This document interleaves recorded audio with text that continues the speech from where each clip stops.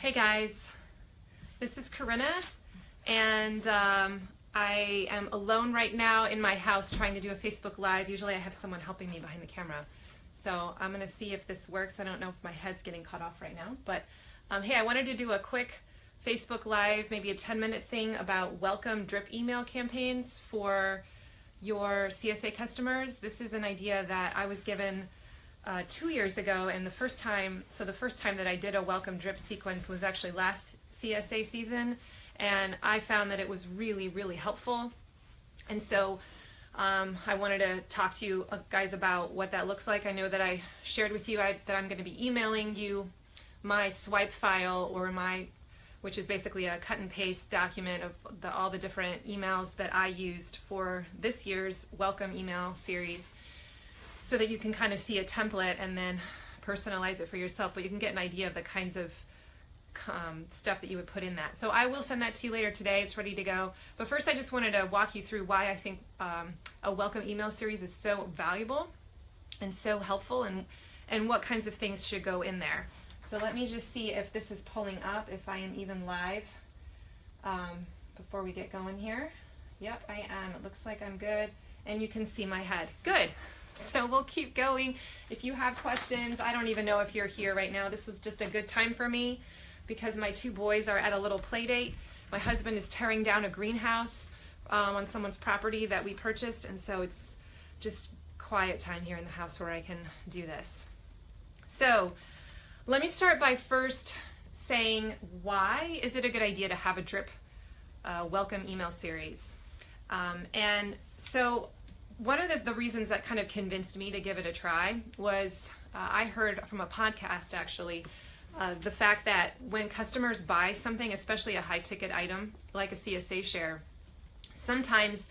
oftentimes they have a little bit of buyer's remorse. So they'll click, the buy button, and then if they don't hear from you right away, it takes a while for them to get any kind of response. They may begin to wonder, what did I just do? I just promised money to a family and I'm not even sure if they're legit or what kind of customer service they have. And suddenly that initial excitement they had for joining your CSA turns into a little bit of regret or concern, or like, oh no.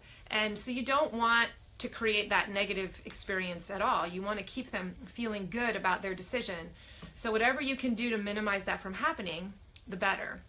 So just for that reason alone, I thought, okay, I need to create some kind of system and mechanism so that at the very least, as soon as someone signs up, within 24 hours, they get an email from me that says welcome, hello, that they feel like, okay, my order went through and I got a real live, voice coming back that's more than just I got your information, I got your payment, where there's a little bit more of a communication piece. So that was kind of my goal last year. Let me at least create that initial welcome, hello email that sounds personalized, and then try to come up with maybe a couple of other things that I can follow that up with. So I think number one, the reason why you should consider doing this is I really feel like it battles the buyer's remorse piece and makes them feel confident about their decision. It reaffirms what that purchase that they just made.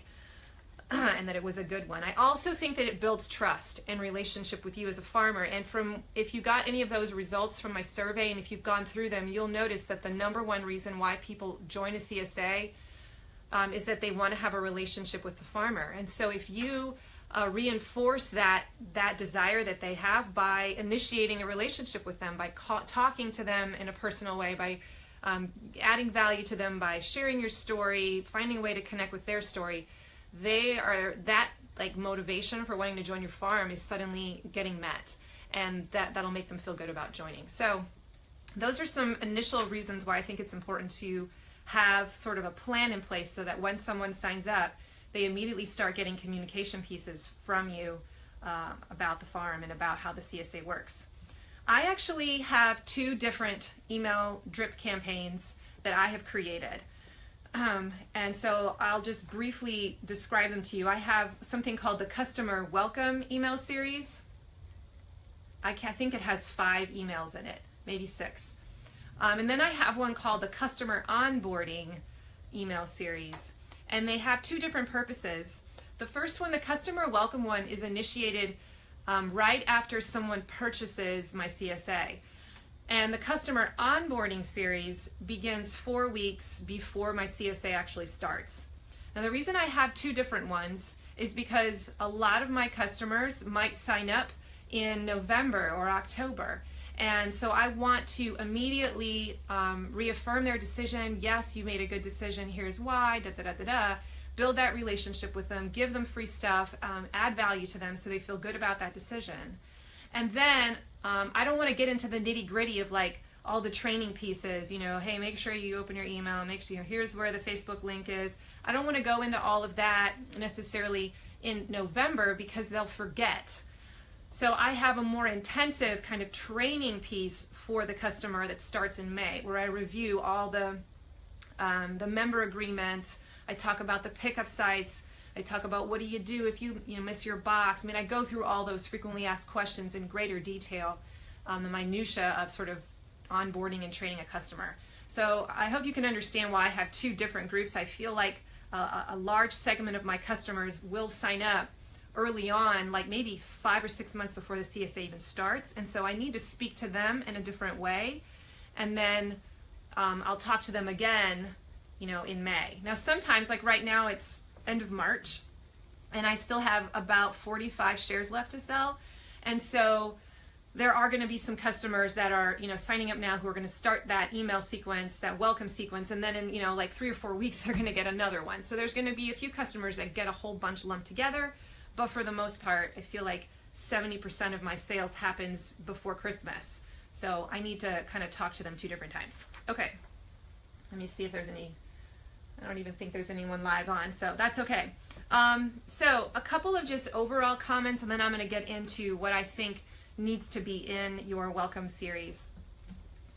First of all, when you're writing your email sequences, as you think about what kind of information do I need to share with them, I would say break it up into steps and try to keep it really simple. So I never try to put too much stuff. Now you're going to notice when you look at my email series that some of them are actually quite long, but I never try to focus on too many things. I usually pick one theme and then I riff on it for a whole email.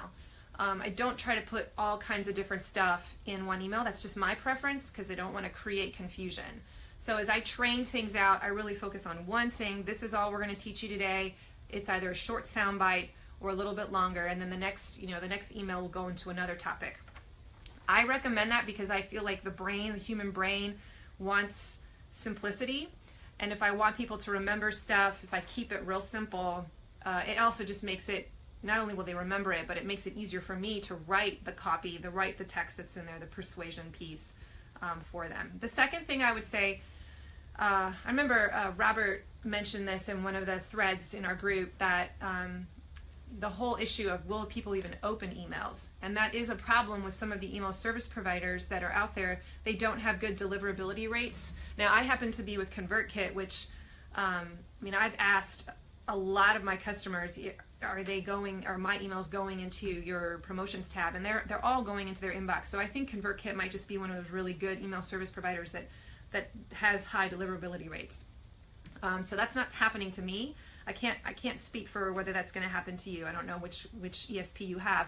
But one of the things that I have learned is that I pay attention to the headlines of my email, because I think the way I've been coached is that if your headlines are really good, they're more likely to take the time to actually open it. So I'll give you a resource at the end here that you can look at to try and learn how to write really good headlines, because I know that has helped me a ton. I spend a lot of time thinking about the headline more than the stuff inside, because the first thing you have to do is get them to open it. And if you just say a message from your farmer in your headline, no one's going to open that. You've got to think of a fun way to make that work.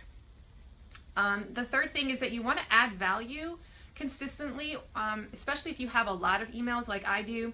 I try to, in each email, like I said, I have one laser beam focus. And a lot of my emails, maybe like half of them, I'm giving stuff away for free. I'm giving them a resource, I'm giving them an ebook, I'm giving them a harvest calendar, I'm giving them the A to Z vegetable guide. And these are like really cool things. And so they kind of come to expect, neat stuff from me. So when they see an email coming through from the farm, I think I'm kind of trained them like, oh, you know, she writes really good stuff. I always get something out of that, or I get a new tip that I didn't know about. So I'm going to open that. So if you begin to consistently create good content or add value to them, they're going to fall into that habit of wanting to check out what you say, and you'll have a higher email open rate. So, I mean, even if you just, you know, come up with a list of 10 things that you think are interesting, and just each email that you might send, you can put one of those tips in there as an opening starter, and then get to your main point. I mean, that's one suggestion.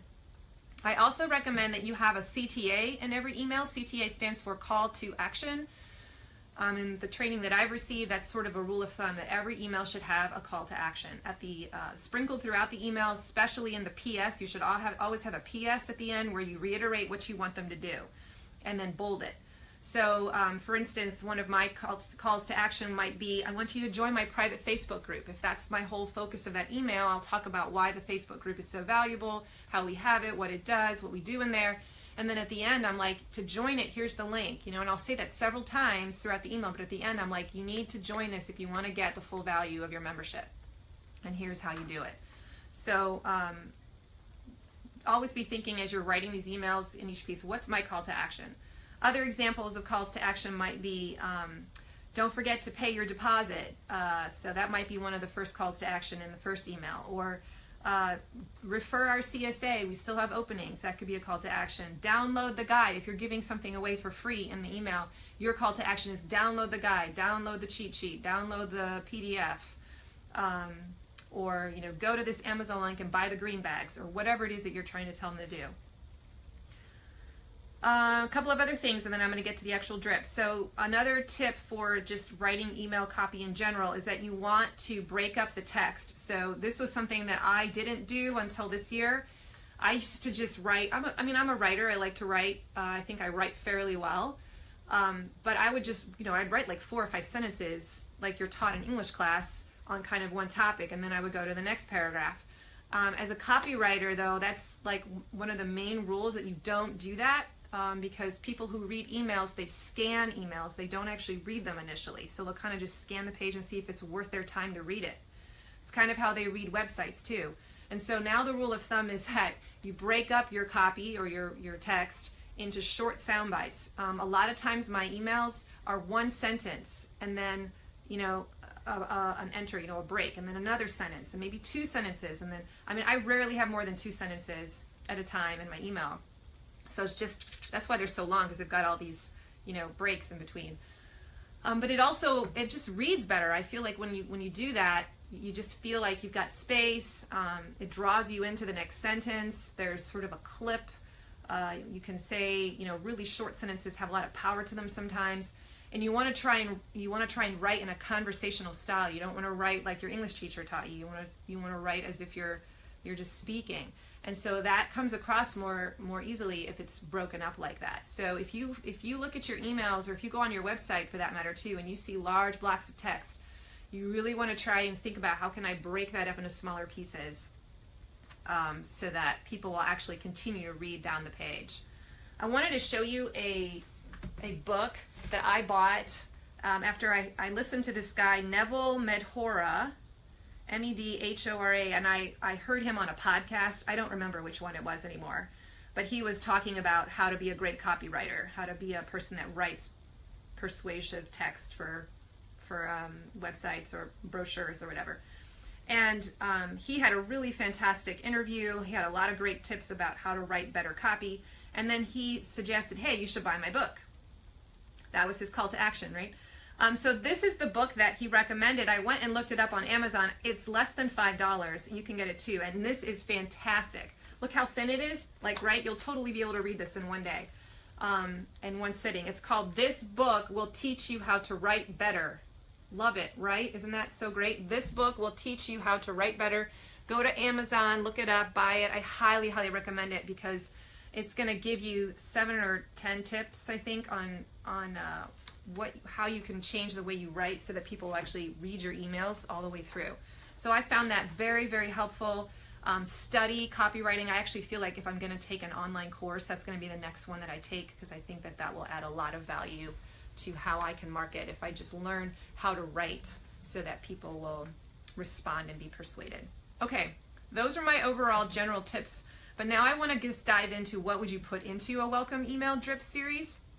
And so I'm going to send you my swipe file. A swipe file is when I would cut and paste all my emails that come in a series, and I stick them in a Word document and just give them to you. And then you can cut and paste them, or you can change them and modify them. They're not going to fit for your farm, right, because you're not doing exactly the same thing I am, but it gives you an idea of, the writing style, or of like the types of things you might include.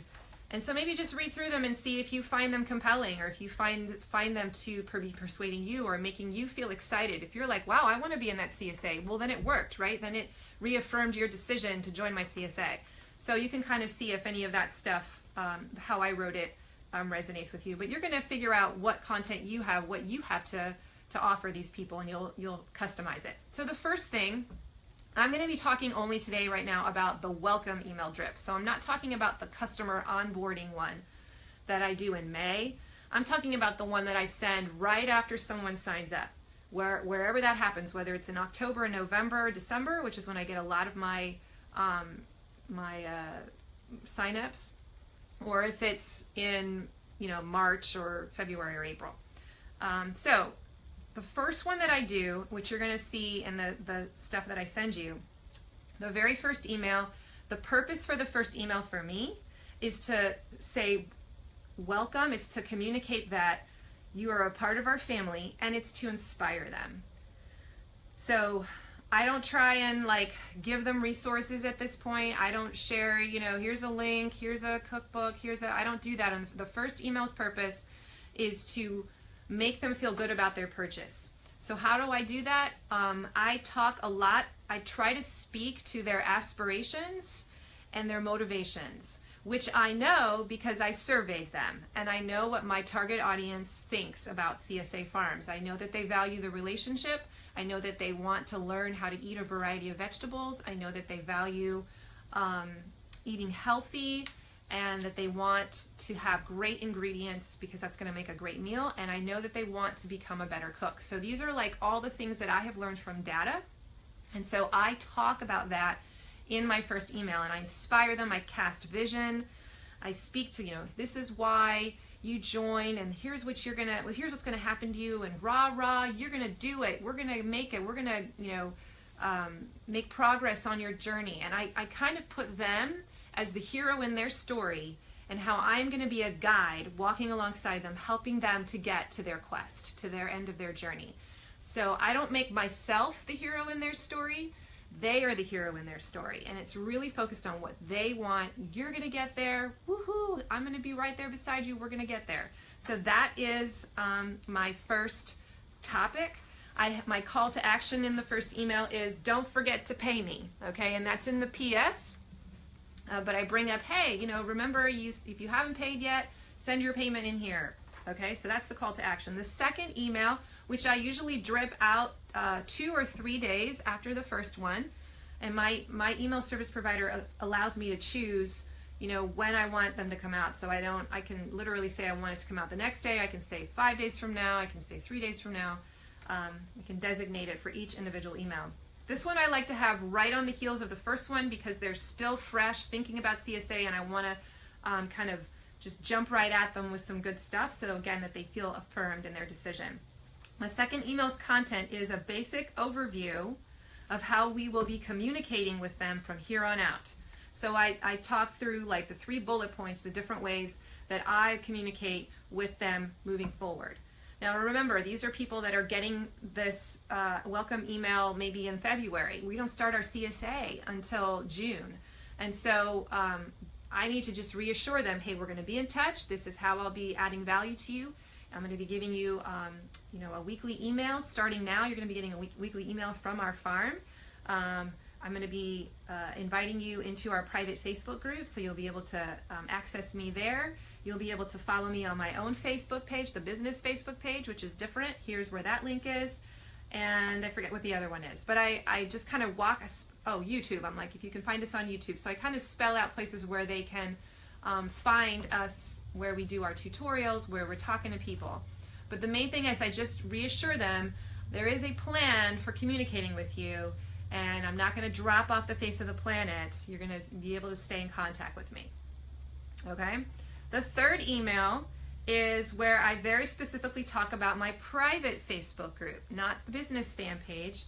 I know I've talked to you guys before. I really, really encourage you to create a private Facebook group in your CSA if you haven't already. I actually have added it as one of my features of my membership, and I put a price tag to it. I'm like, to me, this is worth $60. Like, it's so valuable. We've got 400 people in here that are sharing and talking to each other, and we're really, really active in there. So I kind of tell them when they sign up, this is a big piece of the membership package. And so, you know, if you're not on Facebook, I guess you're not going to get that. But I'm attracting people that are on Facebook, so probably because I have this as one of my features. But I tell them, step one, that's the whole focus of this email, join my private Facebook group. And here's how you do it. This is why you need to join my private Facebook group, because XYZ. And in our case, our farm has a very intensive customer training program during the season about how to succeed at eating the CSA way. And so that's where the training videos happen, in that group. And so if they're not in the group, they're not going to get it. I eventually put them on YouTube behind a wall, an email wall, but like I want my people to be in my private Facebook group. So that is the whole focus of this email, and how I give them the link of how to do it, and I tell them how it works. You know, go to this link, wait 24 hours, and then you'll be able to join and, you know, watch this video in there first. My fourth email to them in this Welcome Drip series is a freebie. I give them a harvest calendar, which is a 3-page graph that I made that basically shows them what the plan is for their box each week of the CSA season. This is one of my most frequently asked questions, what's going to be in my box, and it causes them a lot of anxiety. Like, did I make the right decision? I want to be able to choose what I want in my box, and I just don't know if I'm going to like what they have to give me. So if I show them this calendar and I say, here's a freebie, download it. People download this thing. I mean, this is something they want, and it reassures them. It just makes them see, oh my gosh, there's like 15 times they're planning on giving me carrots, okay, and potatoes, and onions, okay, so I don't have to freak out. Like, I really like that stuff. So it just kind of shows them, I think it reassures them that they do get a lot of the staples and makes them feel good about their purchase. My fifth email for this year, I decided to make that one about the pain points. So I was real honest. I'm like, hey, listen, you're going to experience some pain points if this is your first season with us. We know that from the research that we've done. Here are some of the things that we know happen to people who begin as rookies. So just be aware, don't be surprised. But I also give them hope in the email. I don't just say, oh, this is going to happen to you, good luck. I say, hey, we have a plan for helping to support you through that. And, you know, we've got a training program within our CSA. We've got this private Facebook group that's going to be a place where you have support from all these people. So we're going to help you fast track through that learning curve that is inevitable in any CSA. So I kind of really talk all about, in that email, about some of the pain points they're going to go through, the obstacles, the walls they're going to hit, and then how we'll come alongside them the way we plan to support them. That way, if they do hit those walls, in a few months when we start, they're not totally surprised, because we've warned them about it, and they also know that there's a plan in place to help them push through. Okay, I'm almost done. There are a couple more. Number 6, my 6th email is another freebie. I give them a taste of my resource library. So I know you guys were talking about how you want to give cookbooks out to everybody, and I love that idea. We just can't afford that. But I created this winter, I've been writing an ebook for every vegetable. And so I give them a sample of what this ebook looks like, and I talk about how, hey, this is one of the resources that we're going to have available for you, kind of a taste of what you'll be able to expect in our CSA. Here's a freebie of one of my ebooks, and there's going to be one for every vegetable. And, you know, it's supposed to reassure them. There's help, there's support, so if you don't know what to do with a veggie, you can just use this. And then you'll have access to all of these. So again, freebies. I was taught last year when I kind of started beginning to explore this, I was taught that whenever you're writing emails, you want to try and give, and like for every 3 gives, then you go in for the punch, then you might ask for something. You might try to sell something. So I'm always trying to give a tip, give an idea, do a video, do a training, give a freebie, and then I'll go in for the kill, not to say the kill, but I think they call it the punch, and you say, okay, here's my ask, join my whatever, or, you know, buy this. So I very rarely, if you follow my Facebook page at all, Shared Legacy Farms, there's a practice of when I'm not in like the recruiting season, right, like I am right now, where I just try to give value all the time, give tips and trainings and ideas, and then maybe once in the week I mention, hey, this is what's for sale at the farmers market, but I'm not going on there every day and saying, buy this, buy this, buy this. Okay, the last and the 7th email is another freebie, and it's the big kahuna that I have, the A to Z vegetable and fruit storage guide, which is a beast, and it's like 54 pages, illustrated guide, and I made it like 4 years ago, and every year I upgrade it and make it look better and prettier. But this has always been sort of my big lead magnet, my big thing that lures people in, and they're like, I want that, and then I get them on my list.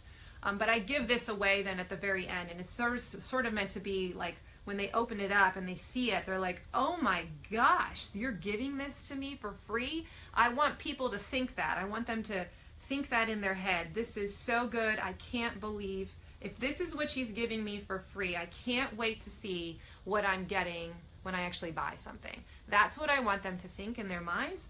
And so that's why I end with a really big wow, so that they feel like I am getting such a great deal here. And they have been completely reassured that this CSA is going to add value to them. This is not just a place to get vegetables, but they're going to have a relationship with me. I'm going to add value to them. I'm going to transform them into a vegetable eater like no other, right? So that's kind of the goal of these emails, is to walk them through that journey, so that by the end they feel really good about being with my farm, and they might even talk me up because of the stuff they're getting. They might start talking me up to other people who might sign up. So that is what my drip campaign looks like this year. I will also say that I think it's important, if you continue this practice, that you should not write the same one every year, right? So you want to change it up. So next year in the winter, I'll probably have similar content that I drip out, but I'll change the copywriting so it doesn't read like, oh, I read this last year. It's the exact same words. You want to, change things up. So some of the other things that I know Robert had some really good suggestions about what to include in a drip campaign. Definitely, like when you get to that customer onboarding piece right before the season starts, I think it's really important to walk through like the resources. So here are some great links for resources where you can learn stuff, whether it's cookbooks, whether it's like I know in our case we have a recipe database where people can go and search for all the recipes we've ever posted in the last 10 years to our CSA members on our website, and they're searchable by vegetable. And so, we talk about, hey, here's the place where you can do that. You can send them to your YouTube channel. You can send them to other places where they can learn stuff about vegetables. But kind of a resource guide page, you want to walk them through how the CSA works, what they can expect, how to pick up their box, what the first day of delivery would be, and then addressing all of those big frequently asked questions that we referenced in our Facebook page here before, if you want to go back and look. But I think that those are all things that should be talked through right before the season begins. I have found last year that was enormously helpful. So I guess before I end, I'm going to walk you through what was in the customer onboarding series that I did last year. I haven't rewritten it for this year yet because I don't send that out until May. But there were a lot. There were 12 emails in that drip, and I don't think I'm going to do that many this year. I think that's too many. But here's what I did last year, and then I'll talk at the end about what I'm going to do, how I think I'm going to do it a little different. So the very first email, this is the customer onboarding series drip that I did right before the season started, right? So I think I initiated it 3 or 4 weeks before CSA began. The first email in that one was a video intro because I wanted people to be able to see what we looked like. And so Kurt and I did a very short 2-minute, hey, how's it going kind of thing. And then I edited it, and then I stuck it onto YouTube, and then I put the link in the emails to go and watch that so that they could, meet your farmer and see what we look like. So that was in the very first email. That's all it was just watch this video. We have one thing we want to encourage you to do in that video. See what it is. Go to this link.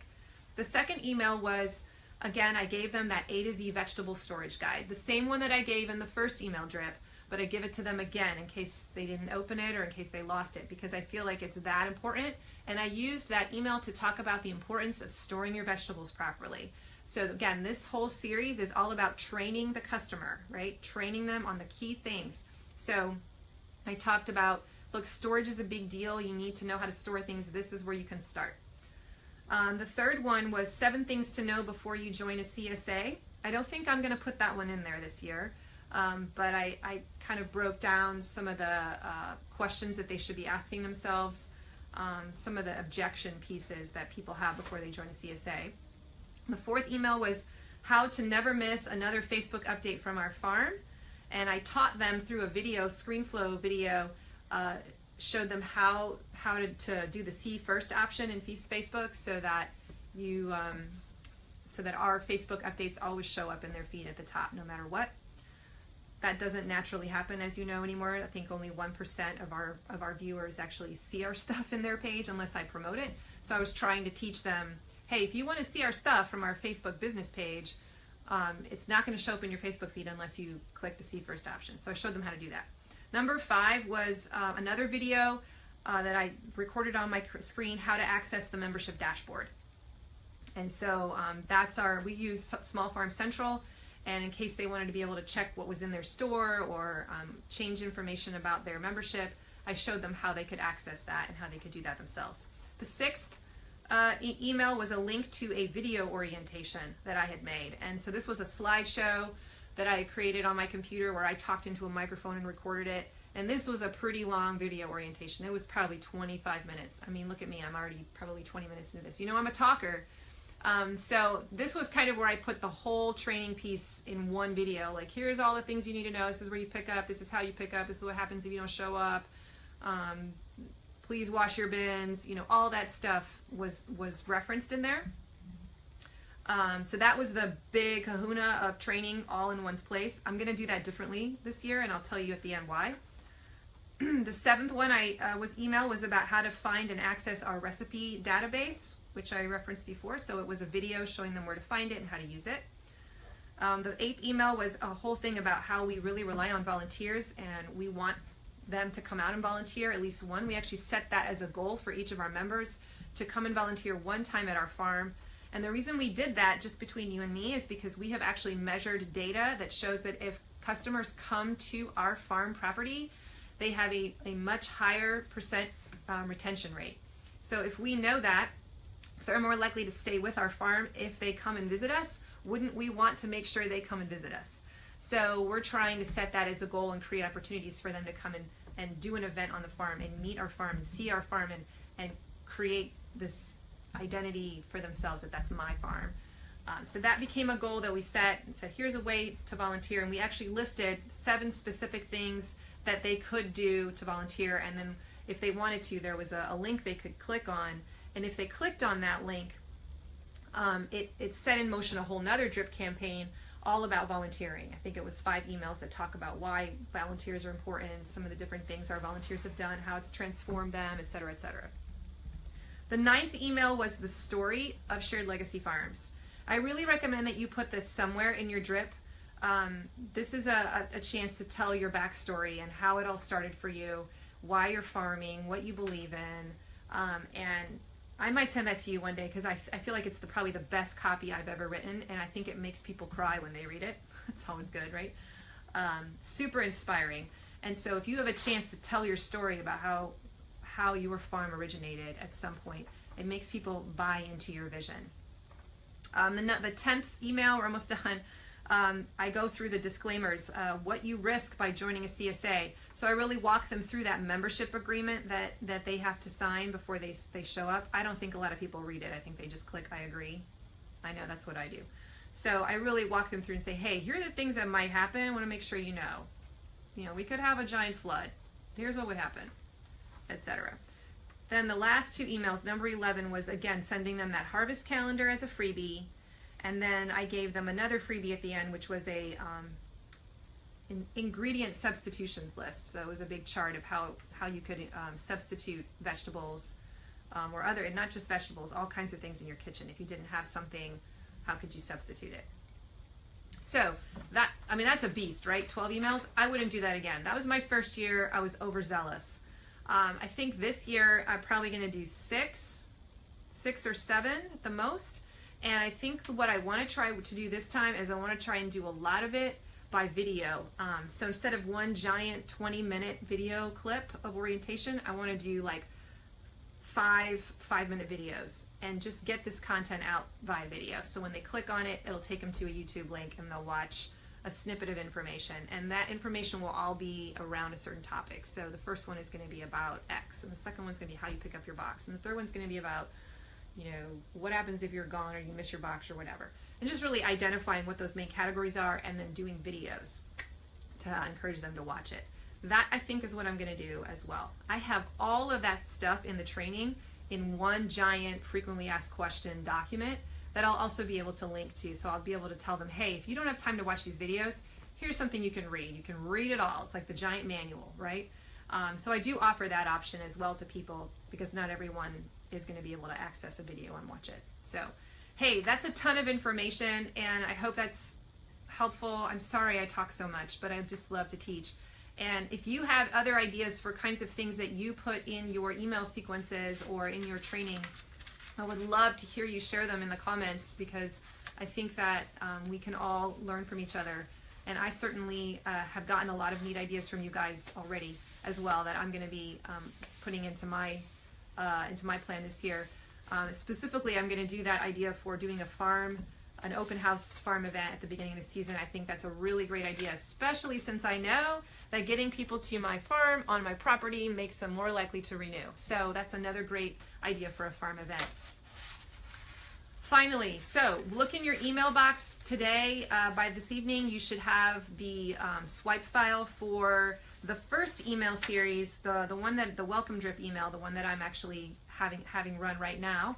I didn't copy and paste the customer onboarding one, frankly, because I'm not going to use that one this year. I don't feel like it's a really good one anymore. I would make some adjustments, so I didn't want to give that one to you, but I did give you the first one, and I hope that that will give you a good start and a good idea of how to do this. I'd recommend that you drip your emails about every 3 days. I wouldn't go more than 3 days. Just get it all done so that it stays in their sphere of influence, or in their attention span. So as soon as they've signed up, you want to just keep hitting them every 3 days, and it's until you're done. And then it should probably last about 2 weeks, I think, for a good email series. Okay, that's all I have, you guys. Let me check. I don't think anyone was live. No, that's okay. No worries. I hope this is helpful. You guys have a great weekend. I know that I will, and I'll talk to you soon. Bye.